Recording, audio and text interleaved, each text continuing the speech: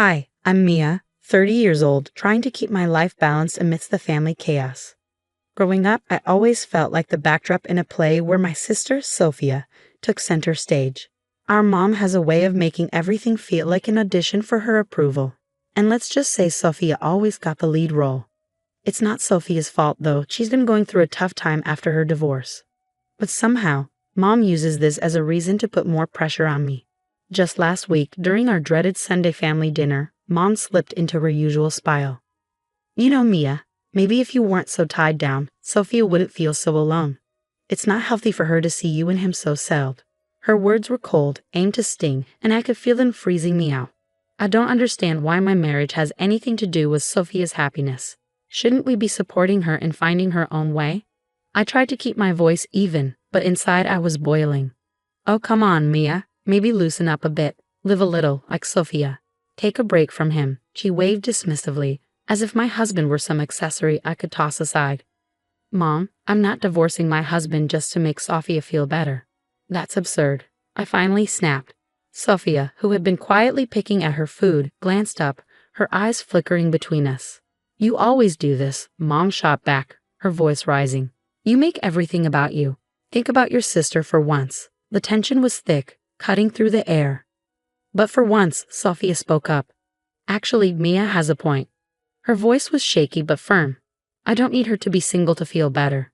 This isn't about me, is it, Mom?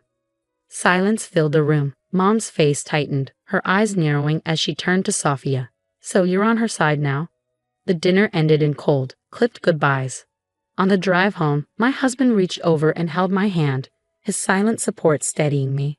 But the weight of Mom's words sat heavy between us. After a long silence, he finally spoke, his voice careful. Maybe your mom has a point. If this keeps up, it could start affecting us. I sighed, watching the city lights blur outside the window. I know, but what can I do? She's my mom. I can't just cut her off, can I? He didn't answer, and we spent the rest of the drive lost in our own thoughts. The week after that disastrous dinner, tension was building like a storm. My phone buzzed incessantly with texts from Mom, each one more insidious than the last. Just heard from Janice, from book club. She saw him with someone at the cafe. They seemed close, too close. Thought you should know. I stared at the screen, disbelief turning into frustration. It was ludicrous, but the seed was planted, and that's all she needed. I needed answers, face to face. When I walked into Mom's house later that day, the air was thick with the scent of her rose candles. An ironic attempt at peace. She was in the kitchen, humming a tune, pretending nothing was wrong. Mom, we need to talk. My voice was firm. She turned, her face a picture of practiced concern. What's wrong, dear? Don't play dumb. The messages about my husband. Why are you spreading lies? Her response was cool, detached. I'm just looking out for you, Mia. People talk. I thought you should know. And you believe them without asking me? Without proof? You're trying to stir up trouble. My pulse quickened with anger. Trouble? No, I'm saving you from it. Maybe you're too close to see what's really going on. Just then, Sophia walked in, catching the end of our argument. What's going on? Mom's been spreading rumors that my husband's cheating based on some cafe gossip. I explained, barely containing my frustration. Sophia looked between us torn. Mom, why would you do that? If there's nothing to it, no harm done, right? But if there is, wouldn't you want to know? Mom's voice was the epitome of evasion. By breaking up her marriage over rumors? Sophia's voice rose in rare defiance. Is that how we handle things now? Mom played her victim card. I'm being attacked here for caring, for loving my daughters enough to make sure they aren't being deceived. How is that wrong? I grabbed my phone, my resolve hardening. This isn't love, Mom. It's control. And I'm not standing for it anymore. Sophia and I left together, the divide Mom tried to create between us now a bridge. As we stepped outside, the cool evening air chilled our heated faces. I'm sorry, Mia, Sophia said quietly, for not seeing it sooner. For everything. It's not your fault. We're in this together now, right? I squeezed her hand, a simple gesture filled with unspoken promises. The family reunion was supposed to be a celebration, a festive gathering at our ancestral home. But as the sun dipped lower, the mood shifted, like the quiet before a storm. Mom had orchestrated the perfect scene. Flowers, fairy lights, but underneath things were far from perfect. She clinked her glass, calling for attention. Family is everything, she began. It's about supporting each other, making sacrifices, like Sophia, who's come out stronger after her divorce. She smiled at Sophia, who managed a weak nod, then turned her gaze to me. Her smile faded. And then there's Mia, so settled in her little world she can't see beyond it. The murmurs grew louder, judgmental. I could feel every eye on me, the scrutiny like pinpricks on my skin. Really, Mom? Is this necessary? I said, my voice steady. Despite the turmoil raging inside her, Mom ignored me and pressed on. Imagine a world where we all just thought about our own happiness, no care for how it affects others. Mia could learn a lot from Sophia's courage, don't you think? Mom, stop. That's enough. Sophia's voice cut through the air, sharper than I'd ever heard it. The crowd gasped, stunned. Mom looked caught off guard, her well-rehearsed script suddenly disrupted. Why are you doing this? Sophia continued, stepping closer to me, forming an unspoken barrier between us and Mom. Why can't you just be happy for Mia? She's not living her life at anyone's expense. She's been supporting me more than anyone. Mom quickly recovered, her voice cold and calculated. So you think undermining me changes the truth? Mia is selfish, and you, Sophia, are blinded by sisterly love. I'm not blind, Mom. I see perfectly well, Sophia shot back, her usual calm replaced by a fierce defiance. It's cruel to use a family gathering to air your biased grievances. The family around us began murmuring, tension palpable as people chose sides. Mom raised her hands in a gesture of supposed peace. You're both my daughters, and I love you. But sometimes love means telling hard truths. Mia, you need to think about more than just yourself and your perfect little marriage.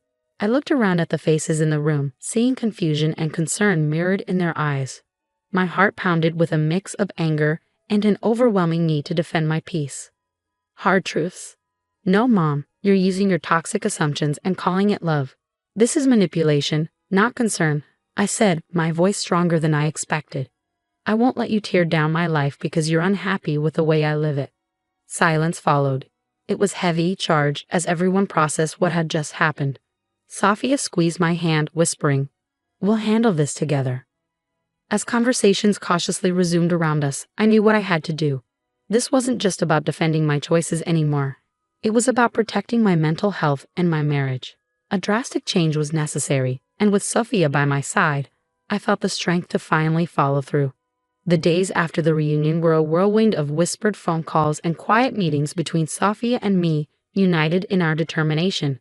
We meticulously crafted a plan to reveal the truth about Mom's manipulations to the family. She always talks differently when she thinks no one else is listening, Sophia noted one evening as we sat with notes scattered across the table. Exactly, I replied, tapping my pen against my notebook. We need to catch her in the act. Show everyone the real Mom, the one we deal with behind closed doors. Sophia's eyes brightened as she scanned her laptop. What if we use a voice-activated recorder? We could hide it during your next one-on-one with her. I smiled. Perfect. She's invited me for tea on Saturday, thinking it's to mend fences. Little does she know. Saturday arrived, and with it, a knot of nerves in my stomach. The recorder was hidden in my purse, discreetly positioned to capture every word. Mom greeted me with her usual tight smile and ushered me into the kitchen. As we sat down with tea between us, she didn't waste any time. Mia, darling, I've been thinking about our little discussion at the reunion. I want to help you understand where I'm coming from. I nodded, my heart racing, knowing every word was being recorded. Go on.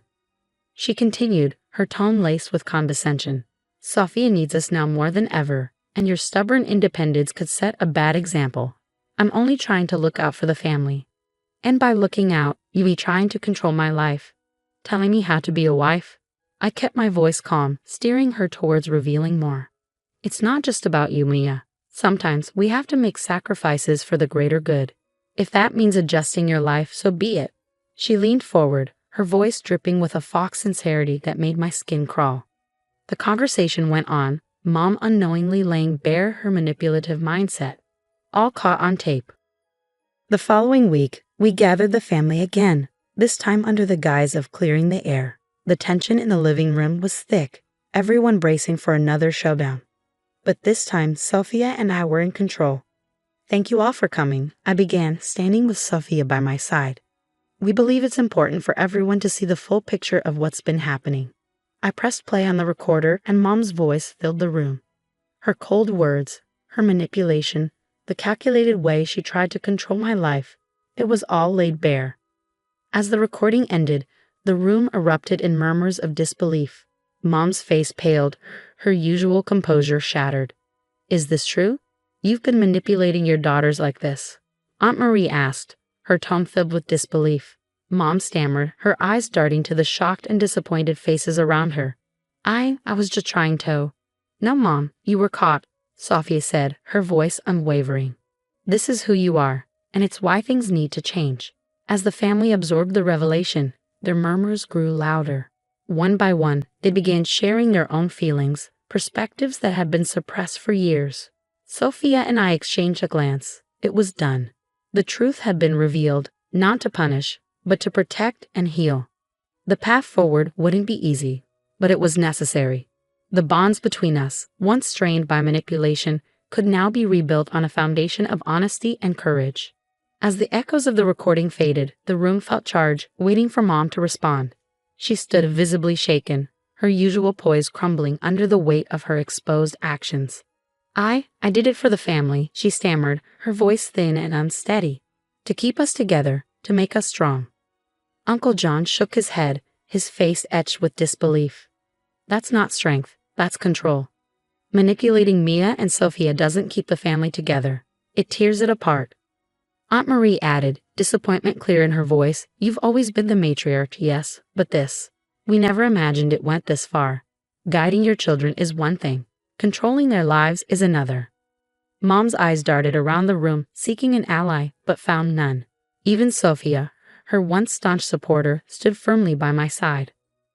Mom, we needed you to be our support, not our puppeteer, Sophia said, her voice steady and resolute. The rest of the evening passed in a blur of hushed conversations and quiet reassurances among family members. All except for Mom, who sat isolated, the weight of her actions settling heavily around her. In the weeks that followed, the family dynamic shifted dramatically. Invitations to Mom were polite but distant, and her once central role in family decisions faded. She was invited out of courtesy, not desire, her influence now reduced to mere formality. During this time, Sophia and I grew closer, rebuilding the relationship that Mom had almost destroyed. We spent hours sharing our thoughts, fears, and hopes for the future, laying the groundwork for a bond no longer defined by rivalry or manipulation. One evening, as my husband and I hosted a small dinner with Sophia, he raised his glass, a light smile on his face. To new beginnings and to family, the kind we build on trust and support, not manipulation. I'll drink to that, I said, clinking glasses with him, then with Sophia. We've been through a storm, but we're here, stronger and together. Sophia nodded, the candlelight reflecting in her eyes. It's strange how things turned out, but I'm grateful. We could have lost so much more if not for the truth. As the night wore on, we talked about healing, not just for ourselves, but for Mom too, if she ever sought it sincerely. For now, though, it was about us, about setting the foundation for a future where manipulation held no sway. The ordeal had not only mended my relationship with Sophia, but also strengthened my marriage. My husband and I understood each other better now, our commitment deepened by the challenges we had faced together. We had weathered the storm and emerged with a resilience and clarity that bound us even closer.